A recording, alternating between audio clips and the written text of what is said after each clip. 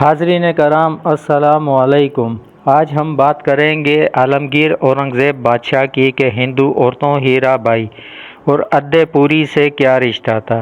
تو حاضرین کرام، ویڈیو شروع کرنے سے پہلے آپ سے ایک چھوٹی سی ریکویسٹ ہے کہ اگر آپ نے ہمارا چینل سبسکرائب نہیں کیا تو پلیز سبسکرائب کر دیں اور بیل آئیکن کو پریس کر دیں اور ہماری حوصلہ افزائی کرنے کے لیے لائک کرنا نہ بھولیں۔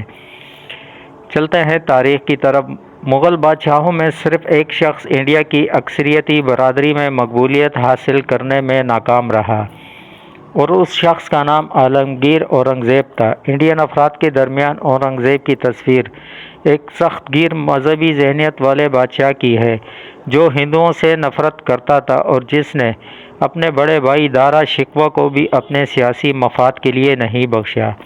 اس نے اپنے معمر والد شاہ جہاں کو ان کی زندگی کے آخری 7.5 سال تک آگرہ کے قلعے میں قید رکھا۔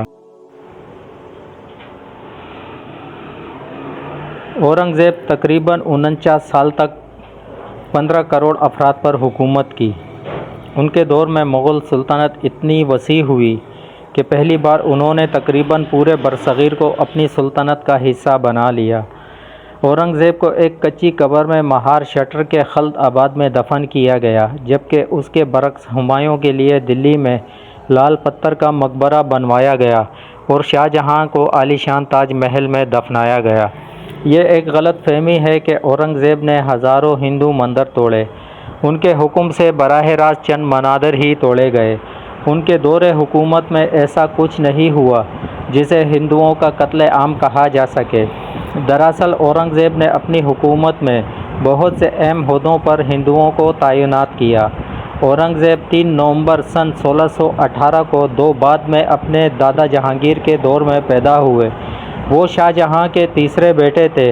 شاہ جہاں کے 4 بیٹے تھے اور ان تمام کی ماں ممتاز محل تھی۔ اسلامی علوم کے علاوہ اورنگزیب نے ترکی ادب کی تعلیم بھی حاصل کی اور خطاطی میں مہارت حاصل کی۔ دوسرے مغل بادشاہوں کی طرح اورنگزیب بھی بچپن سے ہی ہندوؤں میں فراٹے کے ساتھ گفتگو کرتے تھے۔ کم عمری سے ہی شاہ جہاں کے 4 بیٹوں میں مغل تخت حاصل کرنے کا مقابلہ تھا۔ مغل وسط ایشیا کے اسی اصول پر یقین رکھتے تھے جس میں تمام بھائیوں کا حکومت پر برابر کا حق تھا۔ شاہ جہاں اپنے سب سے بڑے بیٹے دارا شکوہ کو اپنا جانشین بنانا چاہتا تھا، لیکن اورنگزیب کا خیال تھا کہ وہ مغل سلطنت کا سب سے زیادہ قابل وارث ہے۔ ایک واقعے کا ذکر ہے کہ دارا شکوہ کی شادی کے بعد شاہ جہاں نے 2 ہاتھی سودارکر اور سورت مندر کے درمیان ایک مقابلہ کروایا۔ یہ مغلوں کے لیے تاریخ کا پسندیدہ ذریعہ تھا۔ اچانک سودارکر گھوڑے پر سوار اورنگزیب کی طرف سے غصے سے بڑھا۔ اورنگزیب نے پھرتی سے سودارکر پیشانی پر نیزے سے وار کیا، جس کے نتیجے میں وہ مزید بپر گیا۔ اس نے گھوڑے کو اتنے زور سے مارا کہ اورنگزیب زمین پر آ گرا۔ عینی شاہدین میں ان کے بھائی شجاع اور راجہ جے سنگھ شامل تھے، جنہوں نے اورنگزیب کو بچانے کی کوشش کی، لیکن بالآخر دوسرے ہاتھی شیام سندر نے سودارکر توجہ وہاں سے اپنی جانب کھینچ لی۔ شاہ جہاں کے درباری شاعر ابو طالب نے اس واقعے کا ذکر کیا ہے۔ ایک دوسرے مورخ عقیل خان رضی نے اپنی کتاب واقعات عالمگیری میں لکھا ہے کہ اس پورے مقابلے کے دوران دارا شکوہ پیچھے کھڑے رہے اور انہوں نے اورنگزیب کو بچانے کی کوشش نہیں کی۔ شاہ جہاں کے درباری مورخ بھی اس واقعے کا ذکر کرتے ہیں اور اس کا موازنہ سن 1610 میں ہونے والے اس واقعے سے کیا جب شاہ جہاں نے اپنے والد جہانگیر کے سامنے ایک خوفناک شیر کو شکست دی تھی۔ ایک دوسرے محرک کیتھرین براؤن نے اورنگزیب بین میوزک کے عنوان سے ایک مضمون میں لکھا ہے کہ اورنگزیب اپنی خالہ سے ملنے برہان پور گئے، جہاں ہیرا بائی زین آبادی پر ان کا دل آ گیا۔ ہیرا بائی ایک گلوکارہ اور رقاصہ تھی۔ اورنگزیب نے ان کو آم کے ایک درخت سے آم توڑتے دیکھا اور ان کے دیوانے ہو گئے۔ عشق اس حد تک پروان چڑھا کہ وہ ہیرا بائی کے کہنے پر زندگی میں شراب نہ پینے کی اپنی قسم کو توڑنے کے لیے تیار ہو گئے تھے، لیکن جب اورنگزیب شراب کا گھونٹ لینے ہی والے تھے کہ ہیرا بائی نے انہیں روک دیا، لیکن 1 سال بعد ہی ہیرا بائی کی موت ہو گئی اور اس کے ساتھ ہی ان کی محبت اپنے انجام کو پہنچی۔ ہیرا بائی کو اورنگزیب آباد میں دفن کیا گیا۔ ہندوستان کی تاریخ میں ایک بڑا سوال یہ ہے کہ اگر سخت گیر اورنگزیب کے بجائے معتدل مزاج دارا شکوہ چٹے مغل بادشاہ ہوتے تو کیا ہوتا؟ آڈری ٹریسکے اس کا جواب دیتے ہوئے کہتی ہیں، در حقیقت دارا شکوہ مغل سلطنت کو چلانے یا جیتنے کی صلاحیت نہیں رکھتے تھے۔ ہندوستان کے تاج کو حاصل کرنے کی جدوجہد میں بیمار بادشاہ کی حمایت کے باوجود دارا شکوہ اورنگزیب کی سیاسی سمجھ اور تیزی کا مقابلہ نہیں کر پائے۔ سن 1658 میں اورنگزیب اور ان کے چھوٹے بھائی مراد نے آگرے کے قلعے کا محاصرہ کر لیا۔ اس وقت ان کے والد شہنشاہ قلعے میں ہی موجود تھے۔ انہوں نے قلعے کے پانی کی فراہمی روک دی۔ کچھ ہی دنوں میں شاہ جہاں نے قلعے کا دروازہ کھول کر اپنے خزانے، ہتھیاروں اور اپنے آپ کو اپنے دونوں بیٹوں کے حوالے کر دیا۔ اپنی بیٹی کو ثالث بناتے ہوئے شاہ جہاں نے اپنی سلطنت کو 5 حصوں میں تقسیم کرنے کی آخری پیشکش کی، جسے 4 بھائیوں اورنگزیب کے سب سے بڑے بیٹے محمد سلطان کے درمیان تقسیم کیا جا سکا، لیکن اورنگزیب نے اسے قبول نہیں کیا۔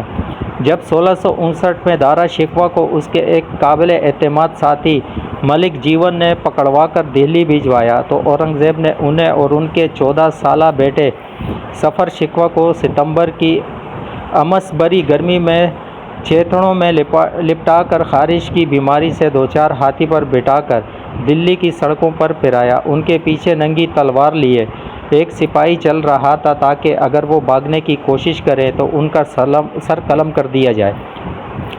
اس وقت ہندوستان کا سفر کرنے والے اطالوی مورخ نکولائی مانوچی نے اپنی کتاب اسٹوریا دو موگور میں لکھا ہے، دارا کی موت کے دن اورنگزیب نے ان سے پوچھا تھا کہ اگر ان کے کردار تبدیل ہو جائیں تو وہ ان کے ساتھ کیا کریں گے۔ دارا نے جواب دیا تھا کہ وہ اورنگزیب کے جسم کو 4 حصوں میں کٹوا کر دلی کے 4 اہم دروازوں پر لٹکوا دیں گے۔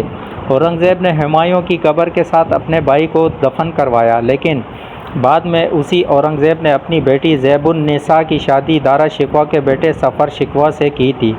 اورنگزیب نے اپنے باپ شاہ جہاں کو ان کی زندگی کے آخری 7.5 سالوں تک آگرہ کے قلعے میں قید رکھا، جہاں اکثر ان کا ساتھ ان کی بڑی بیٹی جہاں آرا دیا کرتی تھی۔ ان کا سب سے بڑا نقصان اورنگزیب کو اس وقت ہوا جب مکہ کے شریف نے اورنگزیب کو ہندوستان کا باضابطہ حکمران ماننے سے انکار کر دیا۔ وہ کئی سالوں تک ان کے تحائف لینے سے انکار کرتے رہے۔ اورنگزیب سن 1679 میں دلی کو چھوڑ کر جنوبی ہند منتقل ہو گئے اور پھر کبھی شمال ہند واپس نہیں آ سکے۔ ان کے ساتھ ہزاروں لوگوں کا قافلہ بھی جنوب کے لیے روانہ ہوا، جس میں شہزادہ اکبر کو چھوڑ کر ان کے تمام بیٹے اور ان کا پورا حرم شامل تھا۔ ان کی غیر موجودگی میں دلی ایک آسیب زدہ شہر نظر آنے لگا اور لال قلعے کے کمروں میں اتنی دھول چھا گئی کہ غیر ملکی مہمانوں کو اس سے دکھانے سے بچایا جانے لگا۔ اورنگزیب اپنی کتاب رکات عالمگیری میں لکھا ہے کہ جنوب میں انہیں سب سے زیادہ آم کی کمی محسوس ہوئی تھی۔ باہر سے لے کر تمام مغل بادشاہوں کو آم بہت پسند تھا۔ ٹریسکی لکھتی ہیں کہ اورنگزیب اکثر اپنے حکام سے شمالی ہند کے آم بھیجنے کی فرمائش کرتے۔ انہوں نے کچھ آموں کو بھی سدا رس اور رسنا بالاس جیسے ہندی نام بھی رکھے۔ سن 1700 میں اپنے بیٹے شہزادے اعظم کو لکھے ایک خط میں اورنگزیب نے انہیں ان کے بچپن کی یاد دلائی، جب انہوں نے نگاڑے بجنے کی نقل کرتے ہوئے اورنگزیب کے لیے ایک ہندی خطاب کا استعمال کیا تھا، بابا جی دن دن۔ اپنے آخری دنوں میں اورنگزیب اپنے چھوٹے بیٹے کام بخش کی والدہ ادے پوری کے ساتھ رہے، جو کہ ایک گلوکارہ تھی۔ مستر مرگ سے کام بخش کو ایک خط میں اورنگزیب نے لکھا کہ ان کی بیماری میں ادے پوری ان کے ساتھ رہ رہی ہیں اور ان کی موت میں بھی ان کے ساتھ ہوں گی۔ اورنگزیب کی موت کے چند مہینے بعد ہی سن 1707 کی گرمیوں میں ادے پوری کی بھی موت ہو گئی تھی۔